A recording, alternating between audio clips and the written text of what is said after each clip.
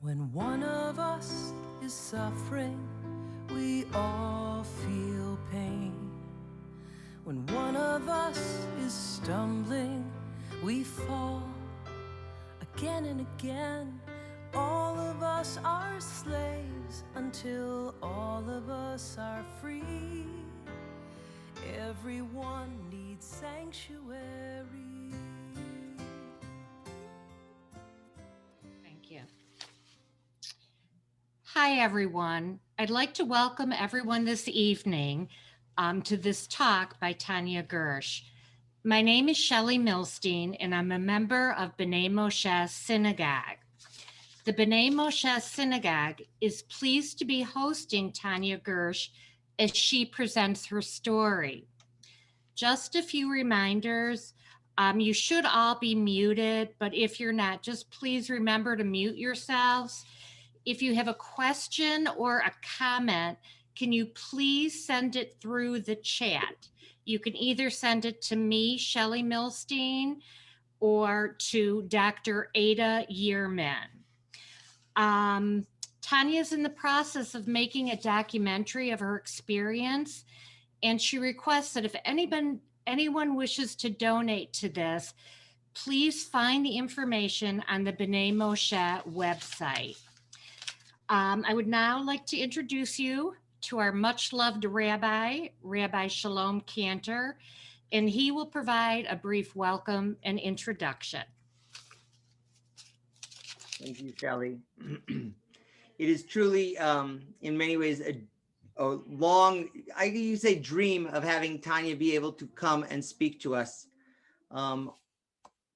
Almost immediately when I found out what happened to Tanya, and she'll tell you more about it, I brought her story from the Bima that Shabbat morning to our congregation. I collected money. We sent baskets and baskets of cookies. I don't know if they actually arrived, because there were many, many hundreds of postcards and cards that came to Tanya right about Hanukkah.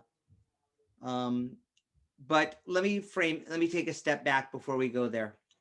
We are coming up, in case anybody didn't know, on the holiday of Passover. Passover is the fundamental holiday and story that makes up who we are as a Jewish people, a people that went from slavery and from oppression, from a power that wanted to destroy us, to freedom. And that story is something that we are told in the Haggadah and in the Mishnah, in our rabbinic teachings, that we must chayav adam lirot et atzmo ki'ilu hu yatsa mimitzrayim, that we must see ourselves as though we went out from the slavery of Egypt. The Rambam, Maimonides, takes it one step further and says that we must show ourselves as if we have gone out. What does that mean? What does it mean to go from an oppressed state to a state of freedom? What does it mean to make that journey? As all of you, many of you may have heard, I've talked about how growing up in Idaho, there were instances of anti-Semitism. There were instances where swastikas were painted on my personal house and on my school, but nothing compares to what Tanya went through. A pharaoh exists in every generation, and unfortunately, maybe more than one. Pharaoh represents the force in humanity of evil that wishes to oppress and destroy, wishes to wipe away the light that exists inside each one of us with that spark that is in our souls, and crush it and make sure that it cannot shine. What does it take to stand up in the face of such oppression? That's the story that Tanya will share with us. Tanya reminded me earlier tonight when we were chatting that actually she and I met when I was Rena's age, my daughter's age, my freshman year of high school. She was a senior, and she took me under her wings in many ways, and it was an amazing friendship that has lasted for many years. I welcomed her and her husband to Israel on their honeymoon as I was working at the King David Hotel and they were staying at the King David Hotel. And the story goes on and on. I haven't actually seen Tanya face to face since I was living in Miami and she was there on vacation with her family, but it is an honor. Tanya is a real estate agent in Whitefish, Montana. And the story that she's going to tell us began when the mother of a neo-Nazi leader contacted her about selling a piece of commercial real estate. That contact led to Andrew Anglin, the publisher of a neo-Nazi website, encouraging his followers to start, quote, a troll storm, a campaign of utter terror against not only Tanya, but also her family and her young son who was studying for his bar mitzvah. Tanya and her family received hundreds of calls, emails, and other threatening contacts containing virulently anti-Semitic statements. Tanya fought back, represented by attorneys from the Southern Poverty Law Center, as well as local Montana attorneys. She sued Anglin. The lawsuit sought money damages as well as an injunction to end posts which encouraged that the threats be made. The Southern Poverty Law Center pioneered the use of civil lawsuits to obtain money judgments against hate groups. That strategy has resulted in some large judgments against well-known hate groups, forcing them to lose their property and assets and essentially go out of business. Tanya's lawsuit began in 2017. Andrew Anglin, claims that he was living outside the US and engaged in a variety of stall tactics. He asked the court to dismiss the lawsuit, arguing that what he said was protected by the First Amendment. The court denied that request. Ultimately, after almost 4 years of litigation, a judgment was entered in favor of my friend Tanya Gersh for $14 million. Importantly, she also won an injunction forcing the web posts encouraging the threats to be removed. She's now working on trying to locate assets in order to receive the money award. Those efforts are ongoing. Tanya's is a story of courage and determination, a fight against those who wish to oppress us, a fight against those who wish to silence us and put out our light, and a fight that demonstrates one way in which hate and oppression can be confronted and challenged. I am honored and really excited to introduce my dear friend, our speaker, Tanya Gersh. Thank you, Rabbi Cantor. First of all, I can't even tell you how sentimental it is, particularly to be with you all tonight at this congregation, because it was actually Rabbi Cantor's family who taught me and introduced me to a Jewish family life that I hadn't really experienced growing up. My parents are originally from Brooklyn, New York, and they grew up in a family that told them to, like, be American, okay? Just fit in, don't be so Jewish. And that's what they did. They just wanted to be American. And so my parents did not grow up in celebrating more than, lighting candles at Hanukkah time and maybe attending a Passover Seder here and there. So then when they brought us up, it was just a very reform life. Again, just lighting candles here and there, but never really attending any services or really being involved. And Rabbi Cantor, thank you for really inspiring my love for my religion. And it's funny how at such an old, an older age, graduating high school, that I realized, wow, this is really, really important to me. That Judaism is not just about bagels and lox and Passover candy. It's funny how culturally Jewish I am with food. But it wasn't really until I met my husband that he was brought up in a conservative synagogue, that I really began to to become a Jewish woman, and really the importance of my religion started to sink in.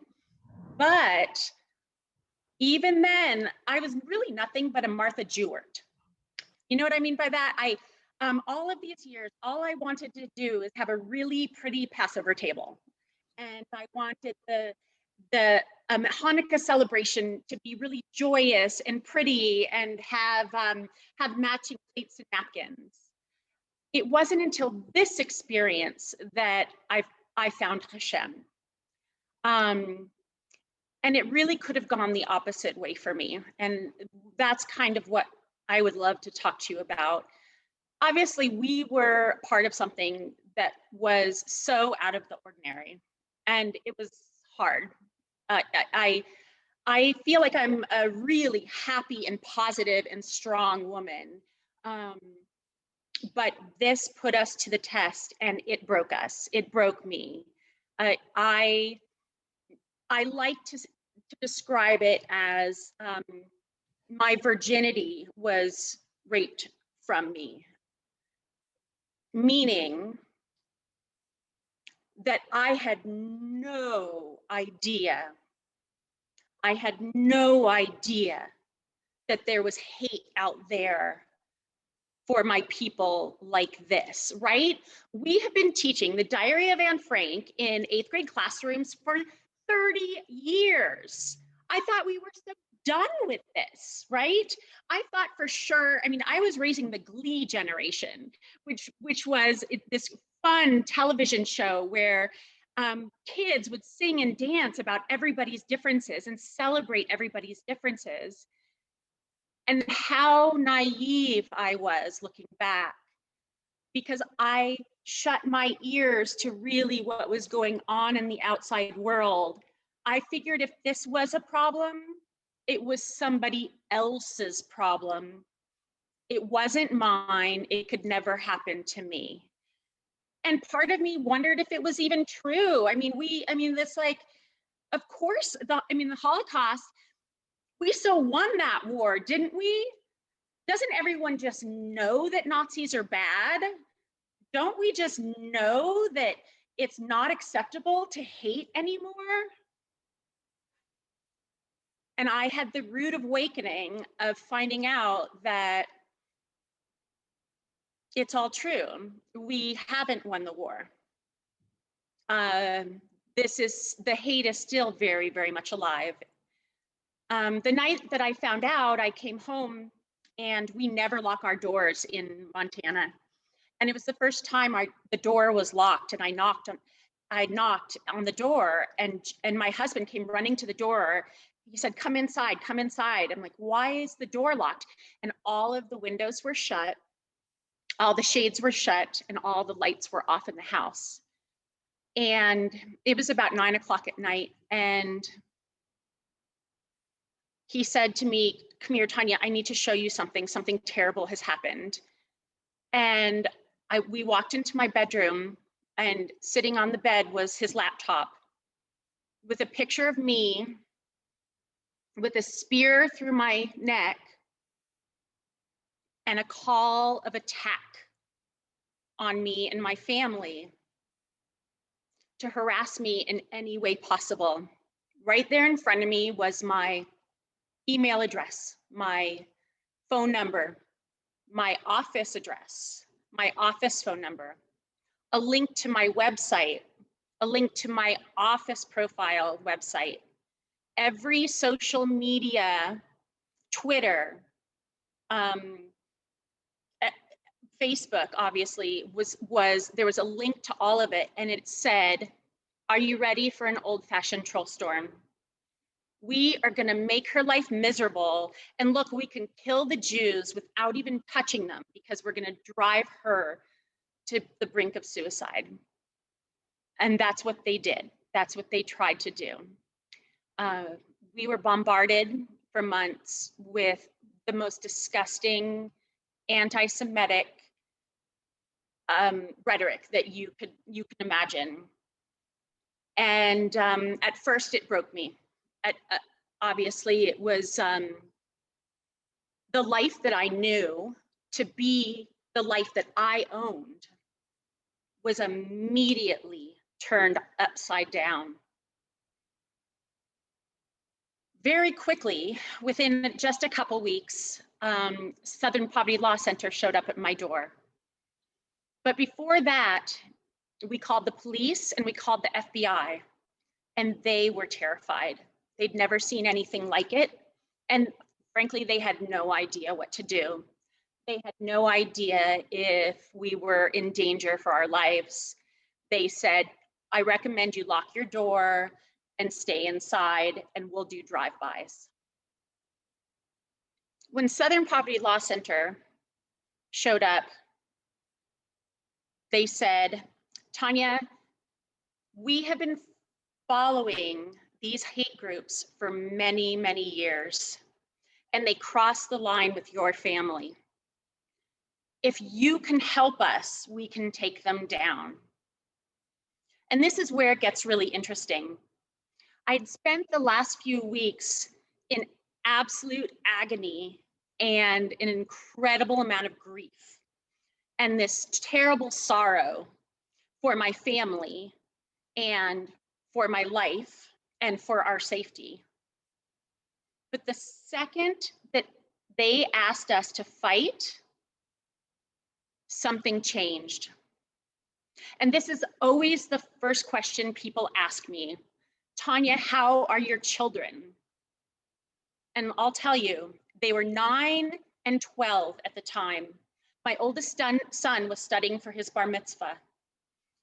And I looked at them and when we were asked to fight, I looked at their faces, and the first thing that came to my mind was, heck yes. Do you not see me anymore? No, we don't. It's okay. Let's see here. There we go. Okay. I said, yes, we will fight. And people ask me all the time, and it's actually quite uncomfortable. They'll say, wow, Tanya, what was it that made you fight? I'm not sure I would have done it. There's no way I would, yeah, I don't know that I would do it. And you know that when they're asking me that, they're saying, wow, you're putting your life in your hands. That is scary. You are making yourself a target. You are inviting more hate into your world. But at that moment, I looked at my children and I thought, we could be victims of this. We could live with this for the rest of our lives, and we will always remember that time that we were doxxed and attacked by a neo-Nazi website. Or we could fight, and we could remember this as something our family stood up for, held our ground on, and showed the world that this is not right. So in a split second, I said, heck yeah, count me in. And it wasn't that I didn't have a lot of doubts the whole process. I did, and I still do, obviously, right? I still look over my shoulder. I do still have security issues that I just have to be afraid of. But you know what? My children will not remember this experience as being the darkest time in our lives when we were on the neo-Nazi website. They are going to remember this as, my family's a rock star. We kick some Nazi butt, as my children would say. And sometimes they'll even joke and say, oh, Mom, are you, you're gonna go to New York? Oh, are you fighting Nazis this weekend? And it sounds really funny, but I say, yeah, that's what I'm doing. And the empowerment that has given me has changed my life so much more than the life that was taken away from me.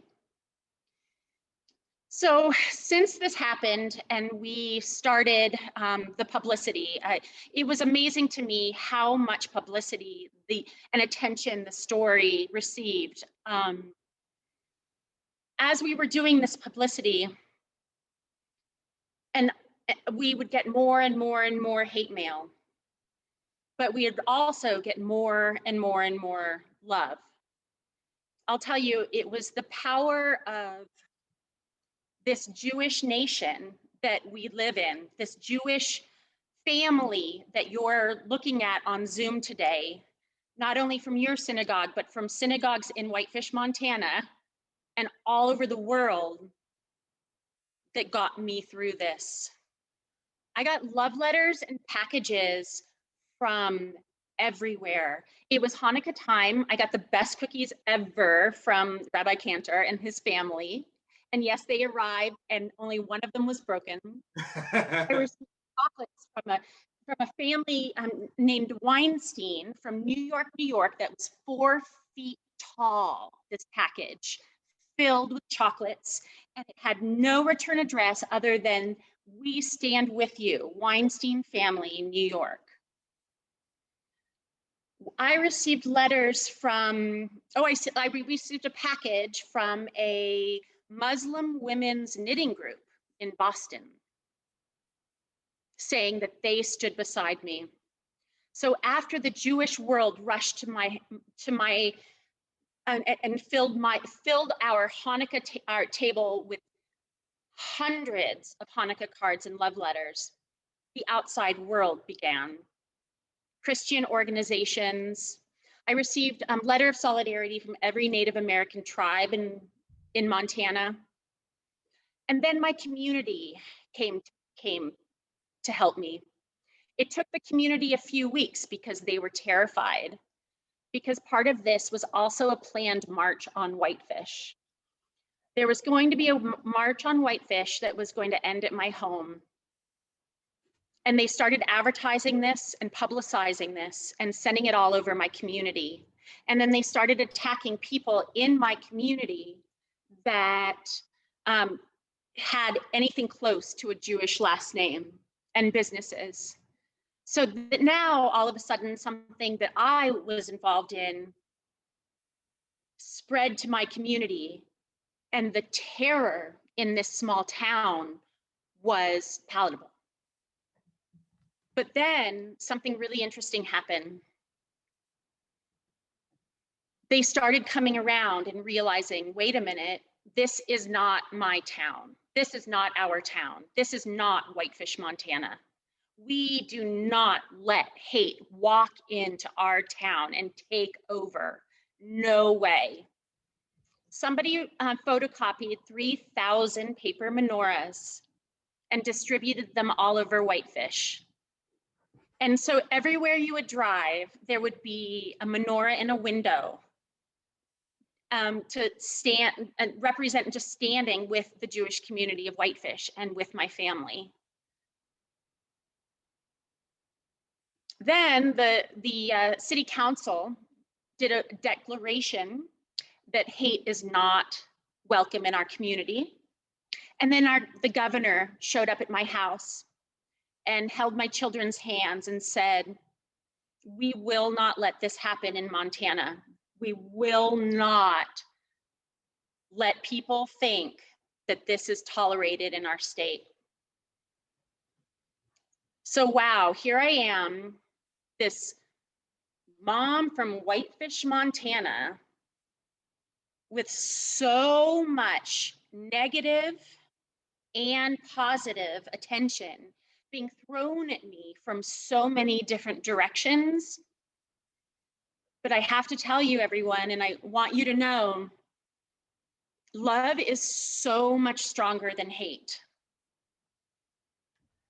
Every little piece of love that poured into my life during this time period, I felt 100 times more than any email, phone call, text message I received.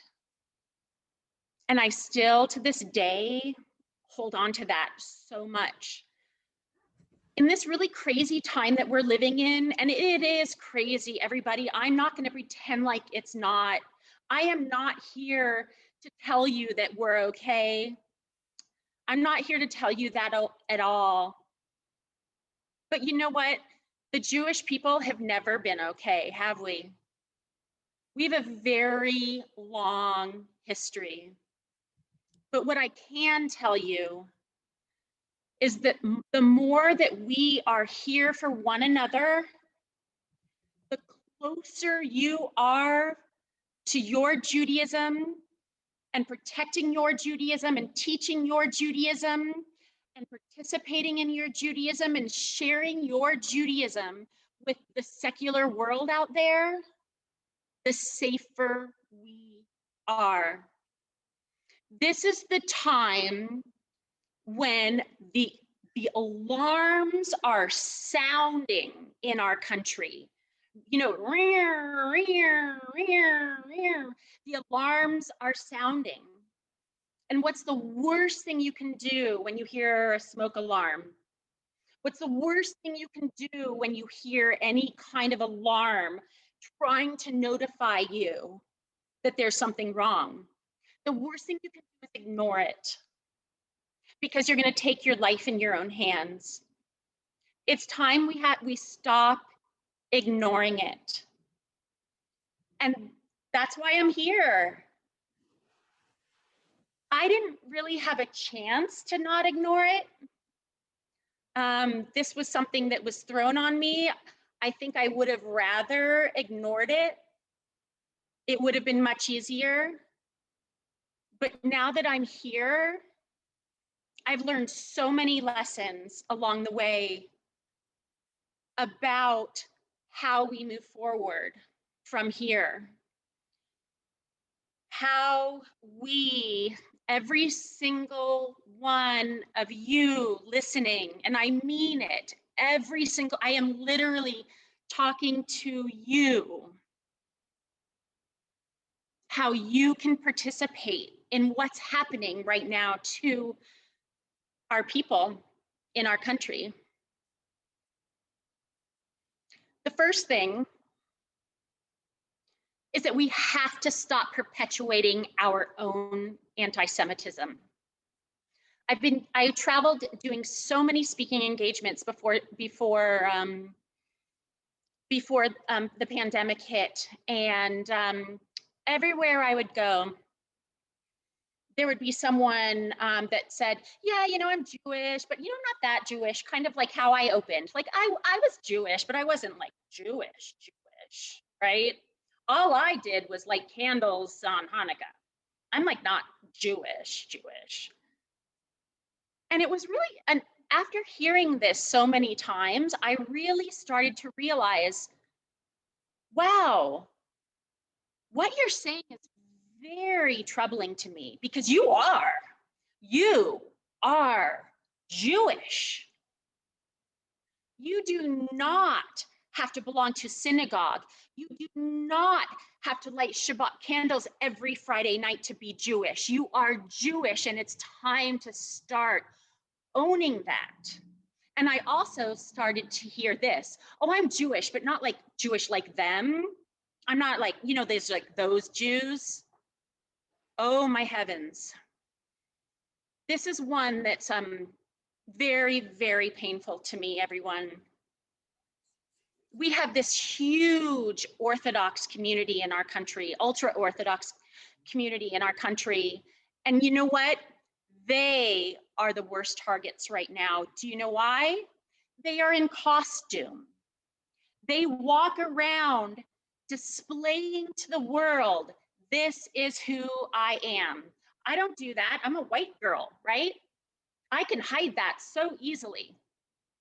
But they cannot, and they do not, and they choose not to. And we have to honor right now and pay attention to the fact that that community is in pain.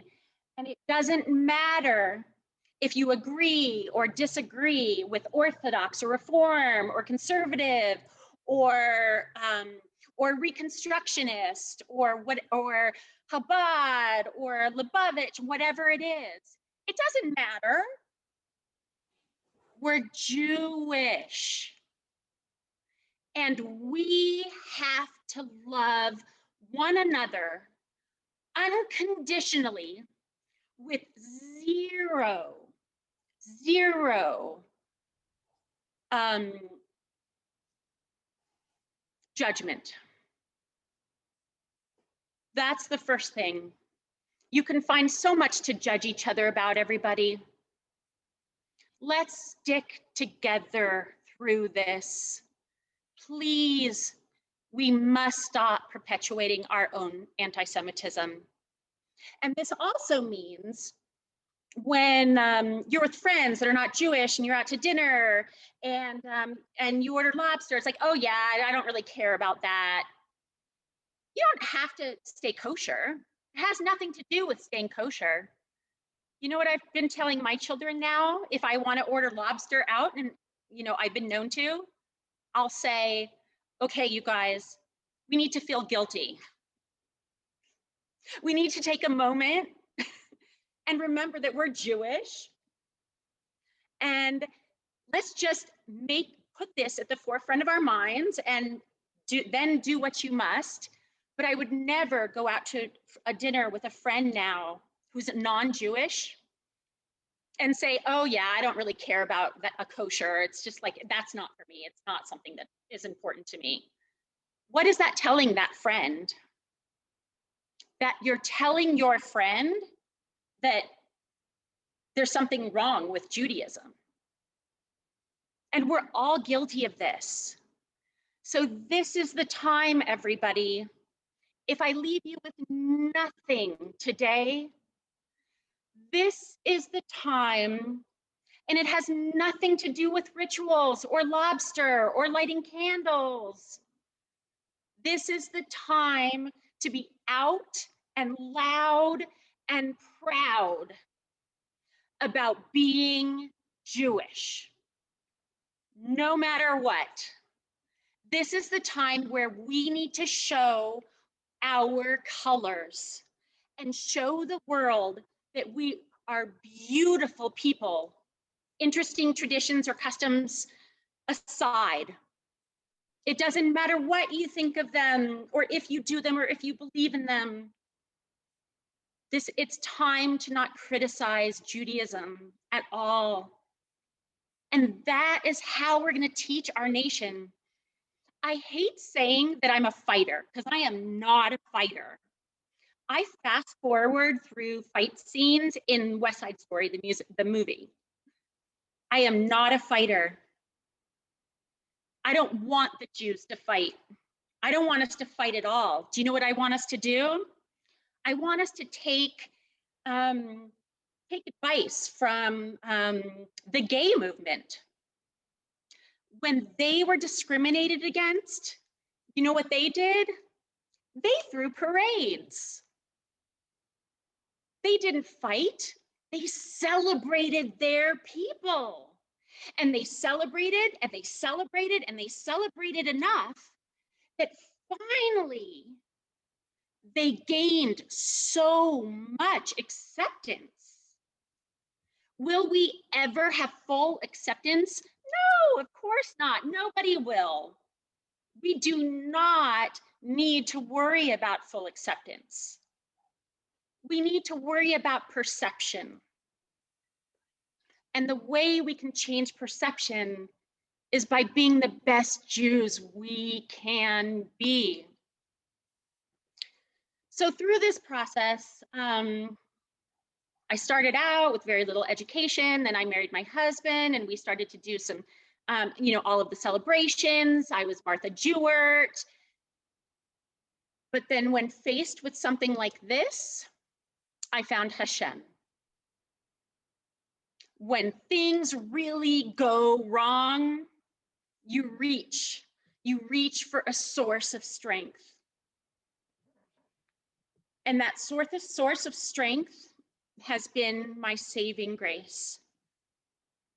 So now my religion is so deep inside of me that I want everybody else to feel it like I do.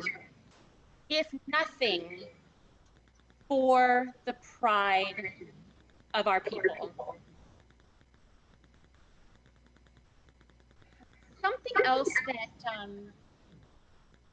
Something else that I've learned. Oh, is that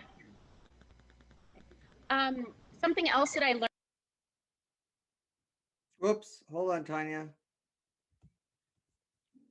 You got muted there. Oh, There are you we good again? We're good. We're Not good. sure. Okay, sounds good.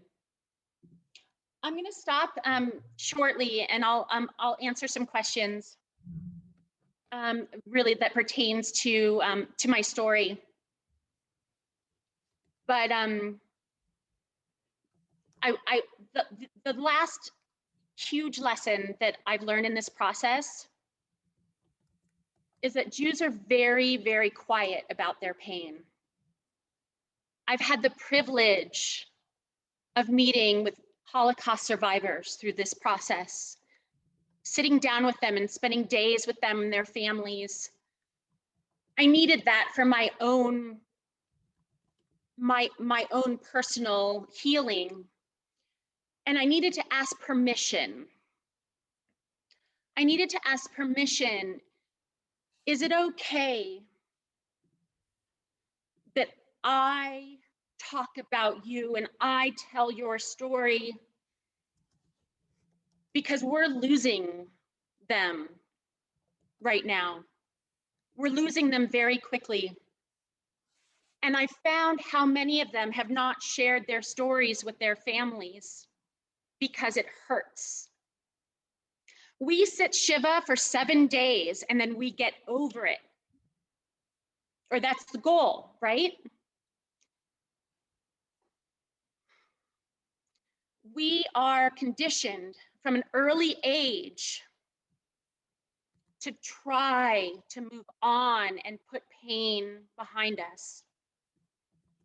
Can I tell you right now, this is the time to be vocal, because all of the silence since the Holocaust has gotten us to where we are today.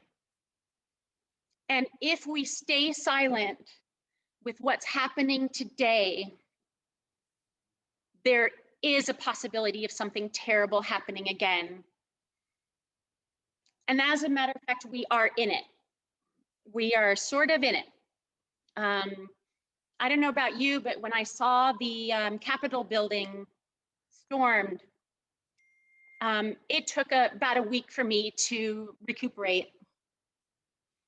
And I realized that I think that our entire country might have felt a sense of pain because the Nazis stormed my house, and now the entire country was watching hate storm their house. And I hope that everybody understands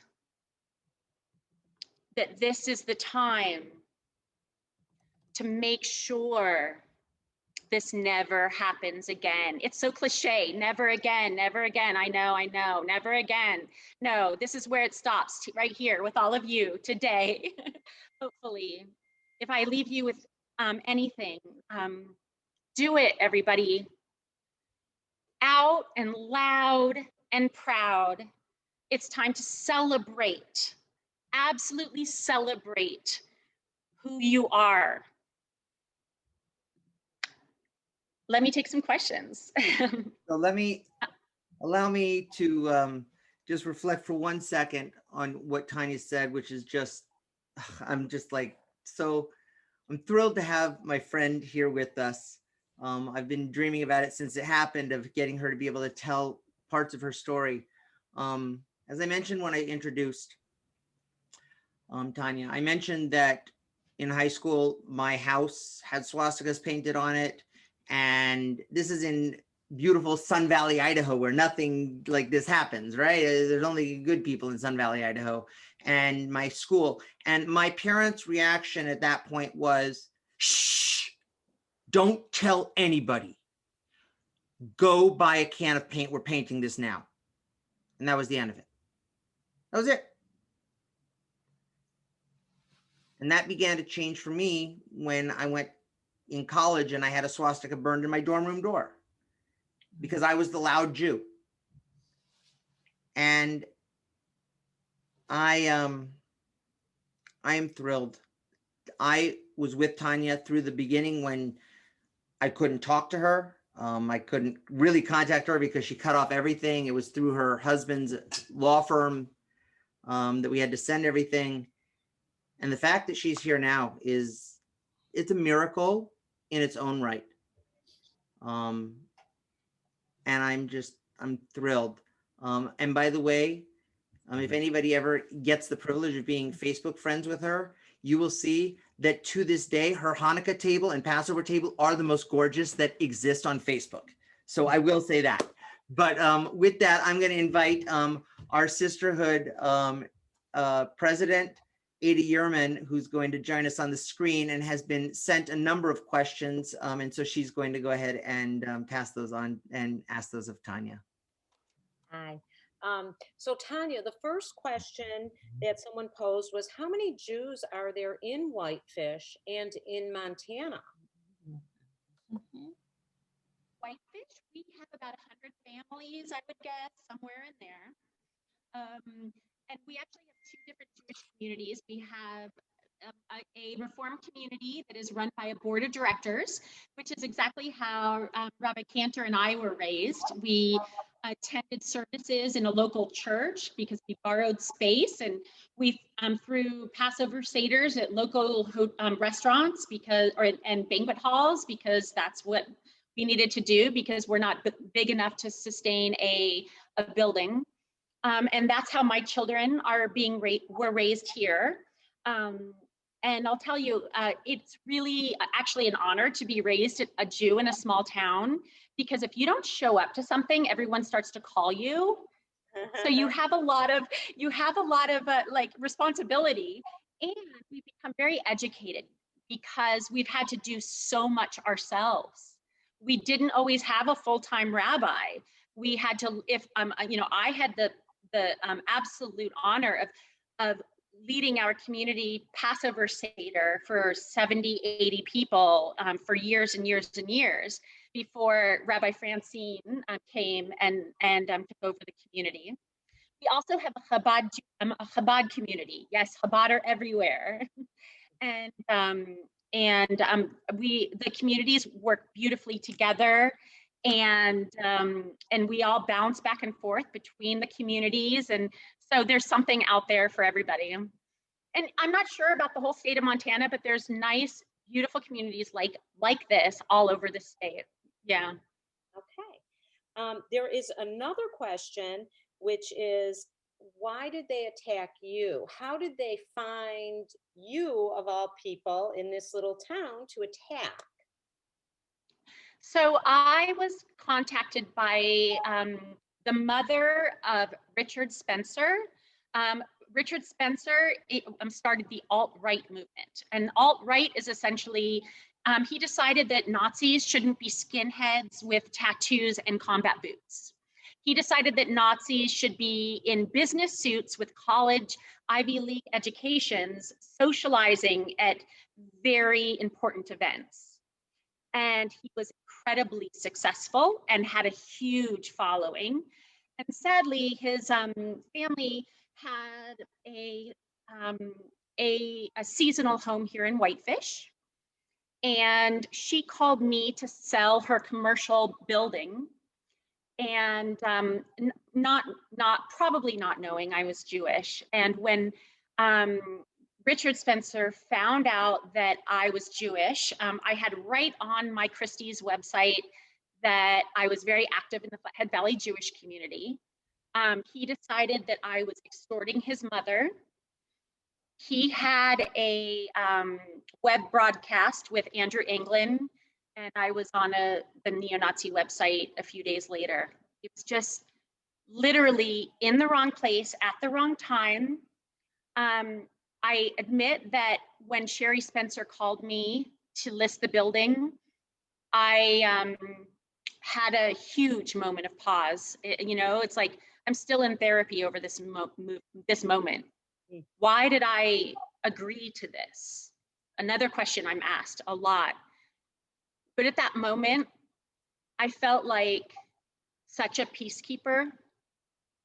I felt like that if she was calling me and trusting me to do this, that there was a reason. And I was so honored. I was so honored. And I believed her. I believed her. And the rest is the story. Yeah. There's a lot of very detailed stories about it where it's been written in complete detail. If you want to check that out, all you have to do is Google my name and you'll learn way more about me than you'll ever want to know. Tanya, have the threats stopped? Yeah, for the most part, they have.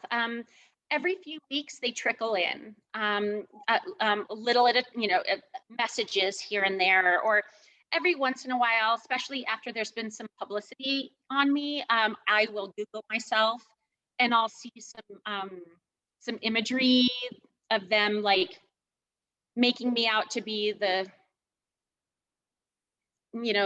princess of the princess of the Jews, and but now anything that I see goes straight to FBI. It's all followed. And I'm not going to say it doesn't bother me. It does. But it's not nearly as bad as it was. My life has had to change a lot. I've had to, we moved to an undisclosed location. Nobody knows, I have an office in Whitefish and nobody knows where it is. I'm online. My people know, and my community is getting savvy of it now. But a lot has changed in our lives. I never RSVP to something online anymore. Lots of little things that just, I look over my shoulder, and it's just sort of my new reality that I've grown accustomed to. There is another question. Actually, a couple people wanted to know, can you share any part of what you actually did to fight? And how did the Poverty Law Clinic come to you, or did you contact them? They actually showed up at my door. Southern Poverty Law Center had been following this hate group for a long time. And they started following, they actually were watching all of the chat rooms of all of these Nazis, watching out for my safety, making sure that they didn't identify a chat room that was saying, okay, I'm going to pick you up at 9 o'clock and we're going to drive there. They started actually looking out for my safety, watching these chat rooms before they even approached me.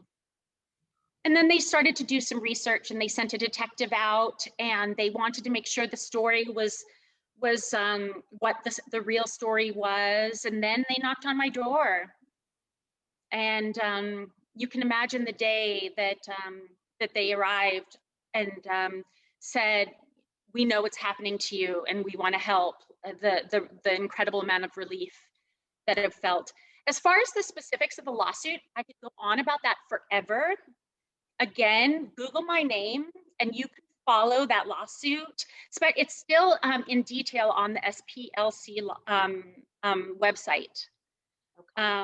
It was a long process of filing a lot of motions and fighting, is this First Amendment right? Okay. Are these people allowed to do this? Because this is the day and the age where we're allowed to say what we think. And here's what my lawsuit taught the world, everyone. Yes, you are allowed to hate me. You can hate me all you want. You can hate Jews, you can hate Blacks, you can hate Muslims, you can hate Asians, all you want. But the second that hate negatively affects somebody's life directly, you could be held accountable.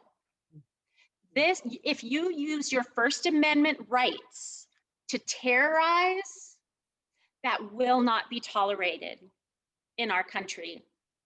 And you could be slapped with a $14 million lawsuit. And by the way, we'll never see that money, everybody. That's always a question. we don't anticipate seeing money, and we knew we weren't from the beginning. But I would love to share with you that someday I might be the proud, and actually very soon, the proud owner of the dailystormer.com. We have been fighting for intelligent property, and it looks like soon I will be able to control that website.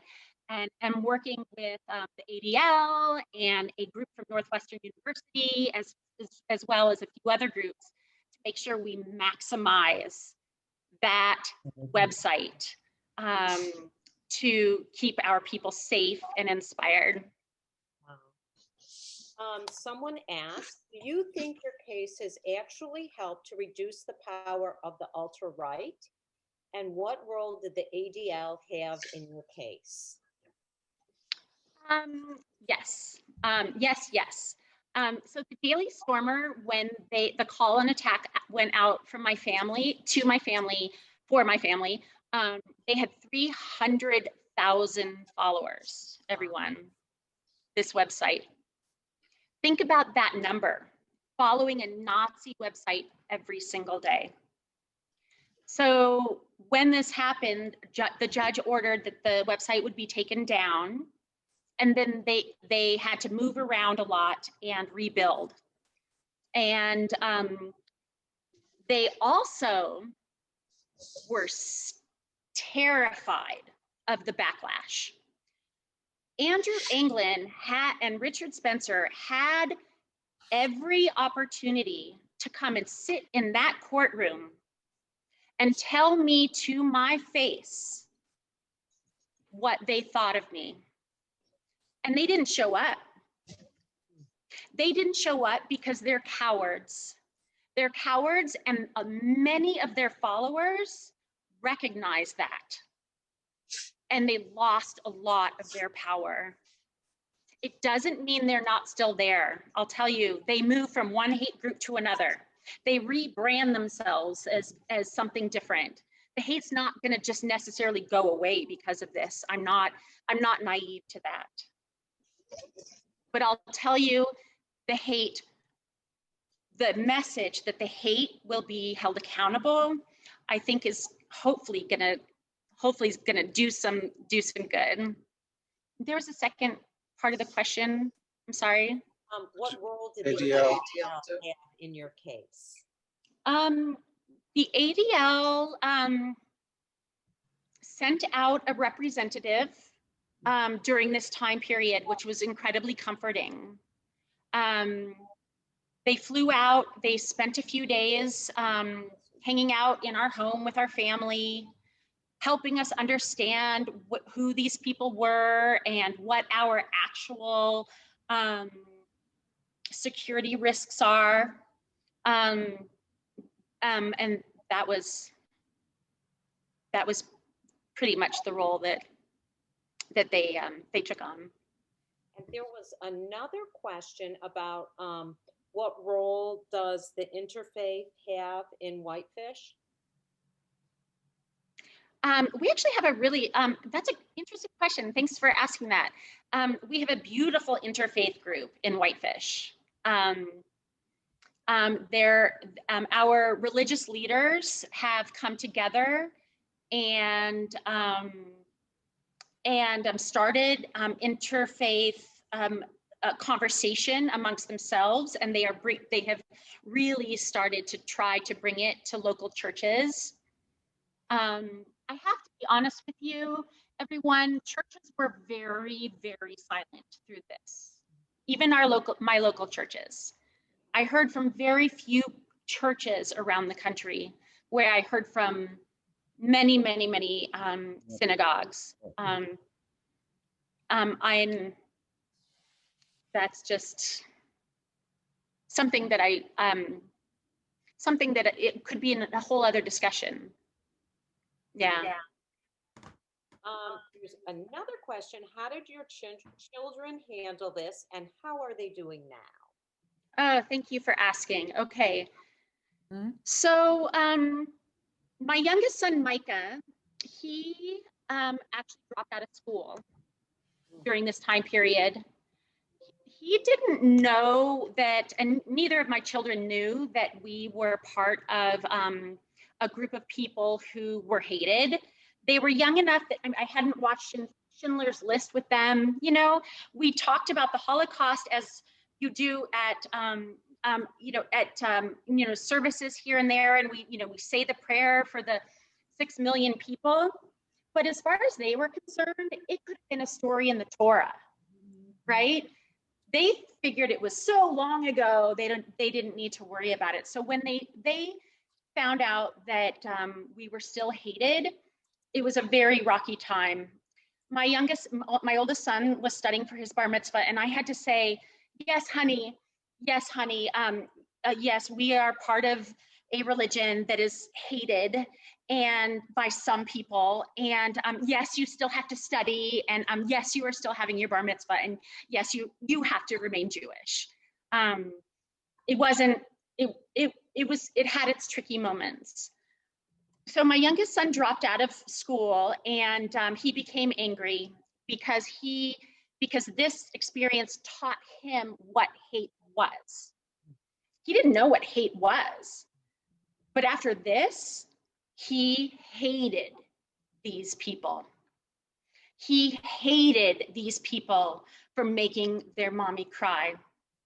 And then we had a few years where he was a self-proclaimed atheist, and that was what he wanted, and that was how, and I needed to just embrace that.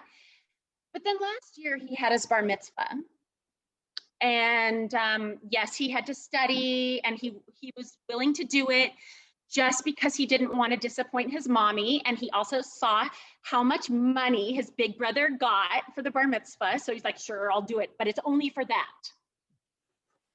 Since his bar mitzvah, something changed. And it could be because he was bar mitzvahed March 13th, and he woke up the next day and all of his dreams had come true.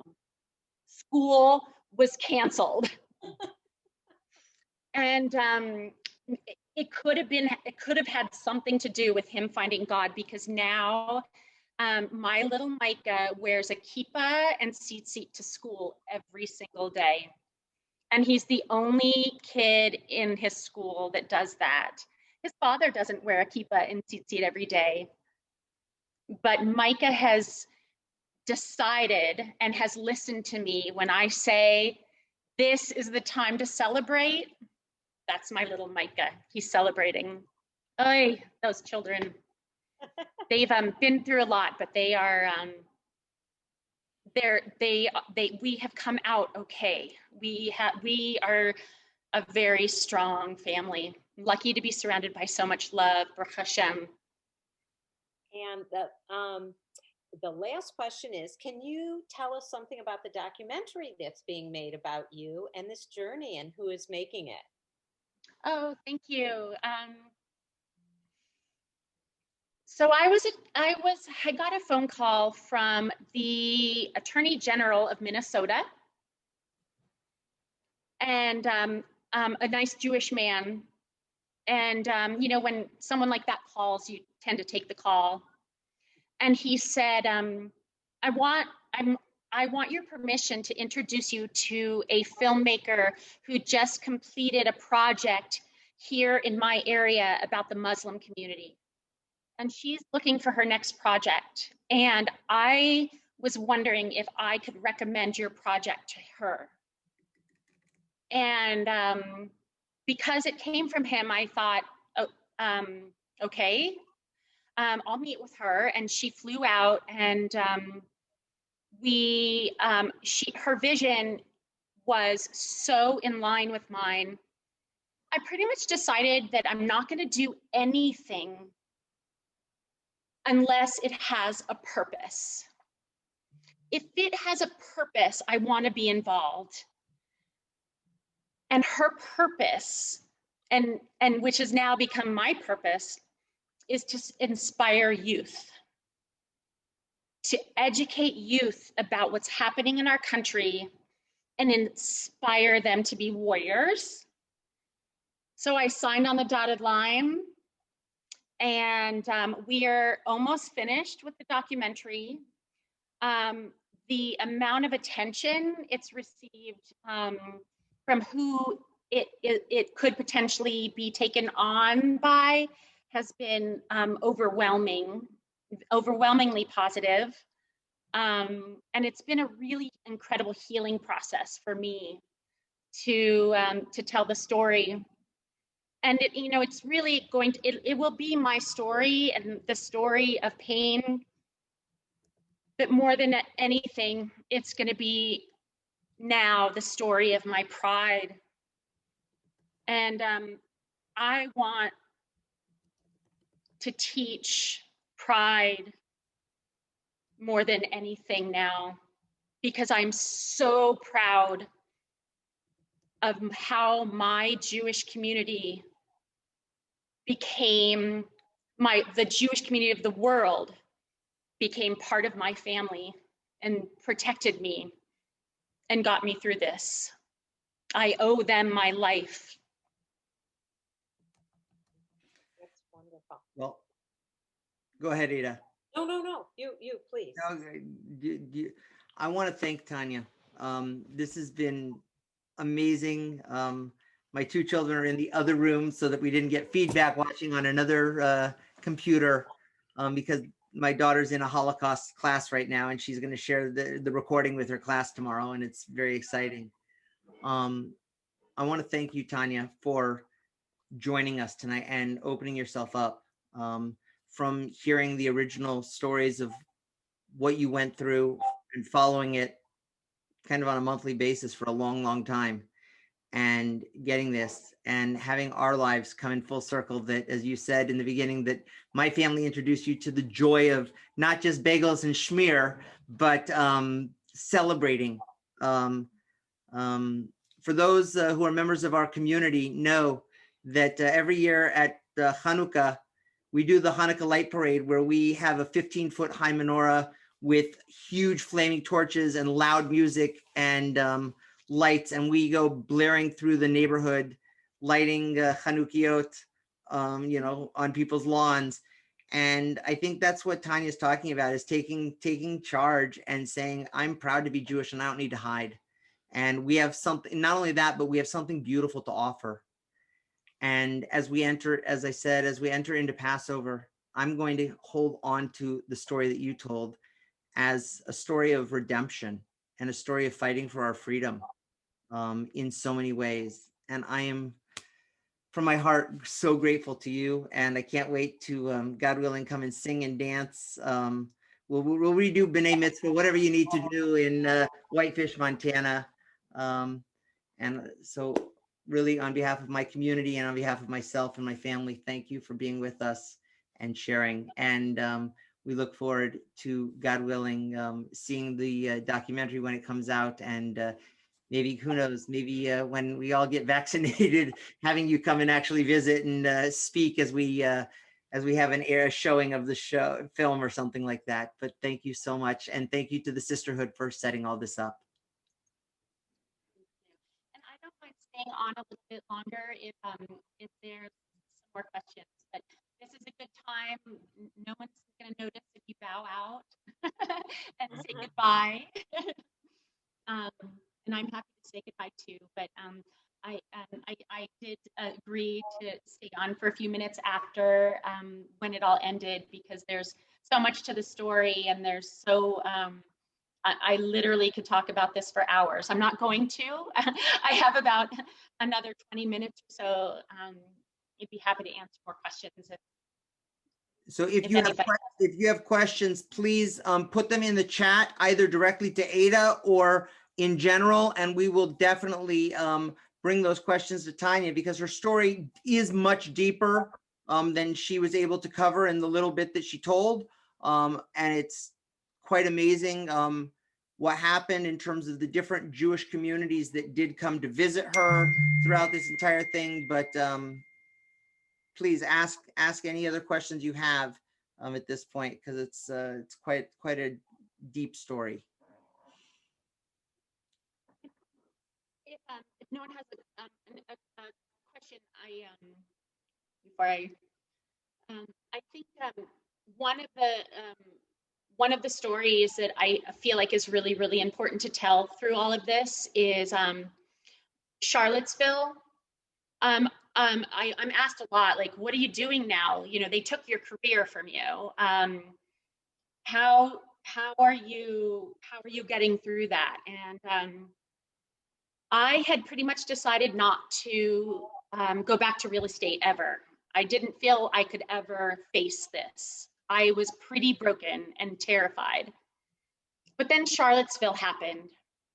I also was I never watched the news. I was never aware of what was really going on around the world because I was so focused on grassroots, my own community, that I felt like somebody else could handle everything else in the greater world of the news. And I didn't really have to follow politics or didn't have to follow news stories. But I'll tell you, during Charlottesville, I turned the news on and I haven't turned it off yet. During watching Charlottesville was like watching my nightmare come to life, because those were the same people that were going to march on Whitefish, and they couldn't get the permit in Whitefish, so they went to Charlottesville.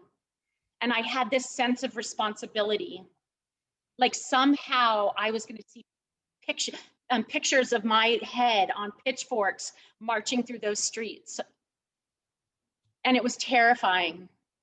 And then when Heather Heyer died, part of me died because I couldn't separate myself from her experience.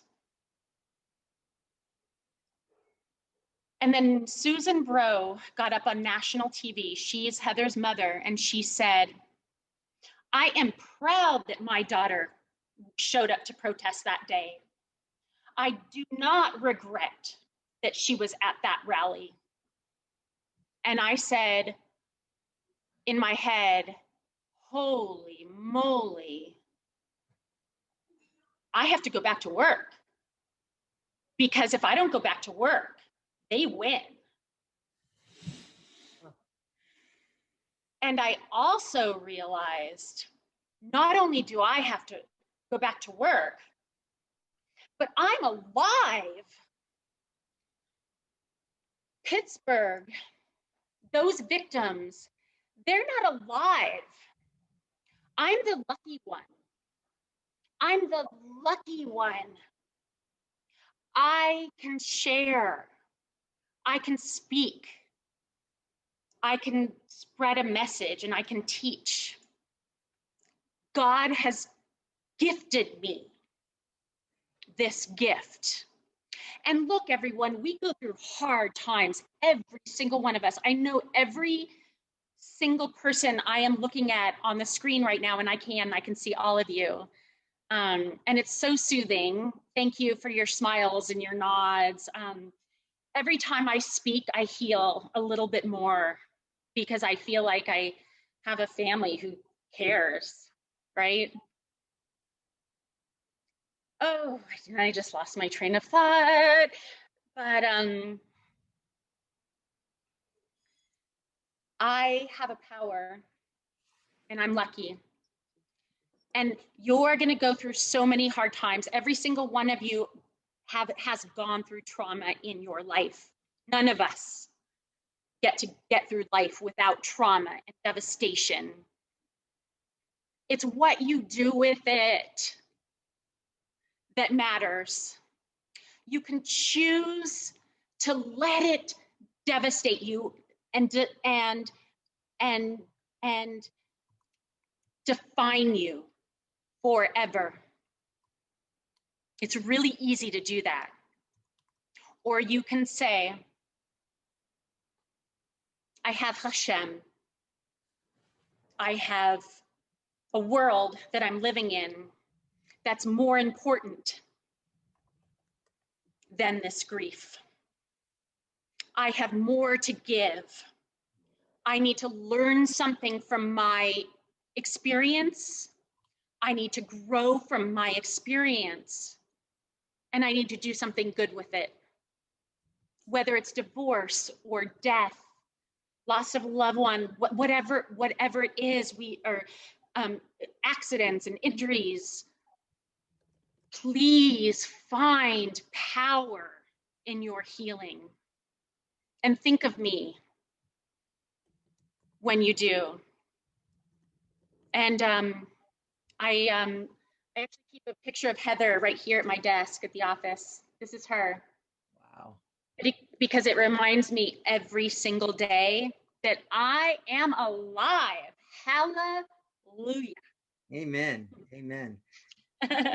So Yeah. one of the things, if you couldn't pick up on this, and I was reminded of it when Tanya made her comment about needing to fast forward the scenes of West Side Story, is that at least through high school, Tanya was the ultimate thespian. Like, theater was kind of everything. Amazing, and she still has it. It's so awesome to see that the spark is still there. It's beautiful. So there was a question that came in about where your family's ancestry is from and how they got here, because that, you know, that's part of the whole story, and to a certain degree, and how, because your parents ended up as these Brooklyn, I don't know, Yiddishists, or at least culturalists. And so where did they come from, and how did they get here? My parents came, my great grandparents came through Ellis Island and settled in Brooklyn, Polish and Russian. My husband's family as well, Polish and Russian, and settled in Brooklyn and stayed there for many years. And my parents, they grew up in, they had pretty hard home lives, and grew up on the streets, really fighting for survival. And I think that might be where I get a lot of my chutzpah, is from them. And they left in 1969, went to Woodstock, followed the movement across the country to Berkeley, California, had a couple kids. And then when my mother really needed to be rescued from the movement, because the hippie movement became way more about sex and drugs than it did about peace and love. Oh, and on that, before I forget, something I've learned from my parents. This is the time for the peace and love movement again, right? Like, how hard is it to just be nice? And whenever you are in a political conversation that gets heated because they believe a certain way, or they say something that is incredibly just outlandish and hurtful about you or about somebody else or about minorities, whatever it is, just spread the message. Look, this is the day and age. We need to bring the movement of peace and love.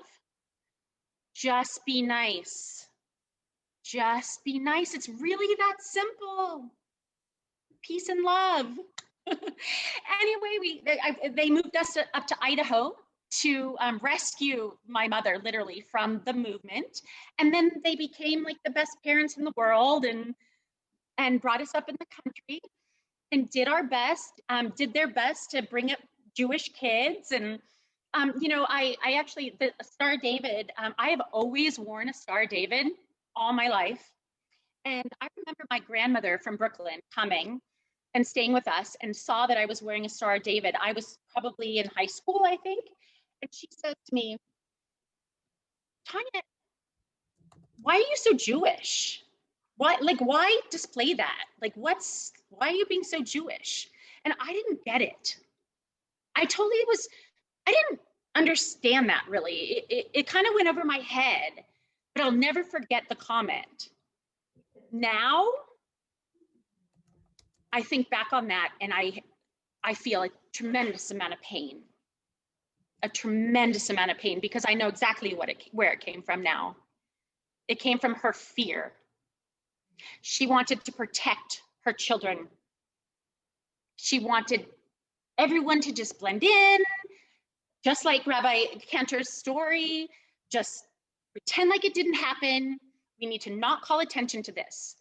Everybody, go buy a star, wear it proudly, wear your kippas, wear something. And you'll also admit, I also love wearing it because I feel like I meet Jewish people so much that it brings it brings people into my life. I highly encourage it. Be out and loud and proud and throw parades, right? Yeah. So that's the story of how a Jew ends up in Idaho. And then I went to college in Montana, and I met my husband, a nice Jewish boy from Dayton, Ohio. And he moved me to Whitefish. And I think looking back now, maybe this was my destiny. Rabbi Cantor, you said you remember me being such a thespian in school. I love to act and I love to perform, but the reason I love to, something else that you'll probably remember about me is that I was quite insecure. I was like most teenagers, like it was so much easier to be an actress than it was to be yourself. I didn't have a ton of self-love. I kind of needed a friendship group of people around me to give me attention, to make me feel loved. Right now, sitting in front of you today, I feel more like myself than I ever have in my life, because I'm finally doing something that truly, truly fulfills my soul and that I'm passionate about. And I can see that it can make a difference. So it's really exciting to be part of the documentary. And oh, there's a television show that, a drama that wants me to do something, and maybe a movie, but we're deciding. I don't want to do anything unless it has a purpose. This will not only follow me all my life, it will also follow my children and their lives. So right now, my children and my family are so supportive, and they love it. And their friends ask me questions about it and where I've traveled, and they want to hear. But that could change, and I need to honor that. But the documentary, I know that they'll be very, very proud of. Yeah. We are honored. We feel so blessed to have you here. And I want to wish you and your family a really, really joyous Passover, where you find a new sense of freedom, a new sense of liberation, redemption. And we look forward to continuing to spread this story and your story, and hold on to it as perhaps a really great motif model for our Seders this year, as we always look for a new spin, a new way to imagine what it means to come free and to find redemption. And I think that, at least for me and for many on this Zoom tonight, I think that we might have found our story for Passover this year. And I'm so grateful. So thank you, Tanya. Thank you. Bye, everybody. Thanks for spending time with me. It fills my soul. Lots of love, everybody. Lots of love. Good night. Night, everyone. Thank you all for joining us.